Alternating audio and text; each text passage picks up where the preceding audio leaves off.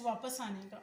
और time interval तो हमें पता है टी, तो हमने स्पीड का फार्मूला पढ़ा है v equal to s by t, ठीक है। बट जिस जगह आप ये करोगे कि हमारे पास स्पीड ऑफ साउंड जो है फाइंड करने के लिए, तो ये सिंपल करेंगे।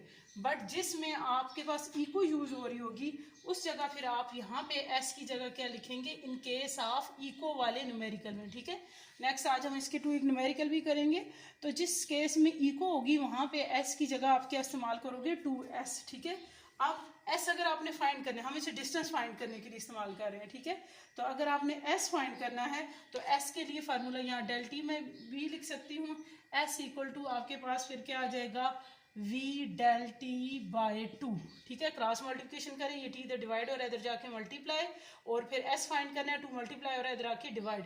तो याद रखना है जब आपने डिस्टेंस फाइंड करना होगा किसी भी न्यूमेरिकल में और इको दिया होगा तो फिर आपके पास डिस्टेंस क्या होगा, 2s हमने यूज़ करना है। ये अभी हम न्यूमेरिकल करते हैं, फिर आपको मैं न्यूमेरिकल में भी करके बताती हूँ। इसका मतलब क्या हो गया, जो हम मिनिमम डिस्टेंस फाइंड करते हैं इको का, उसके लिए ये वाला फार्मूला होगा। वैसे आप देखें इसमें किसके इक्वल होता है, वैसे स्पीड का v equal to s by t, ठीक है।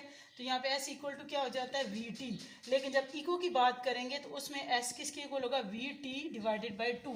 उस टाइम को हाफ करेंगे, क्यों, देखिए हमने डिस्टेंस फाइंड करना है, s उसका जाने में लगा, s वापस आने, तो हमें आने और जाने का तो नहीं, हमें एक साइड का चाहिए ना। तो उस केस में फिर हमें क्या करना होता है, इस टाइम को हाफ करना होता है। अंडरस्टैंड। सो हमारे पास for example speed of sound हमारे पास रूम टेम्परेचर पे कितनी है, अब एग्जांपल आपके पास है, ठीक है। Speed of sound at room temperature, temperature हमारे पास कितना है, 20 डिग्री सेल्सियस का है।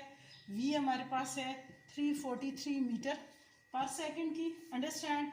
And sound reach the year in time, और टाइम आपके पास है 0.1 सेकेंड का। फॉर एग्जांपल ये एग्जांपल आपने टॉपिक में ऐड करनी है, ठीक है। ये न्यूमेरिकल के फॉर्म में है बट ये टॉपिक के अंदर है। सो हम डिस्टेंस s कैसे कैलकुलेट करेंगे, ये अभी हमने फार्मूला निकाला इको के, ठीक है। तो फार्मूले में अगर यही वैल्यू पुट करूँ मैं तो क्या आ जाएगा, s इक्वल टू वी हमारे पास कितना है 343 मल्टीप्लाई बाय टाइम कितना है 0.1 and divided by 2।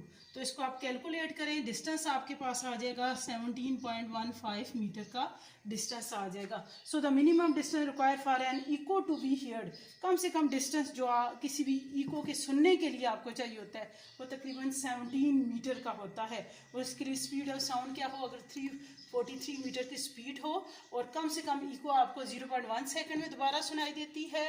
Normal room temperature 20 degree हम कंसिडर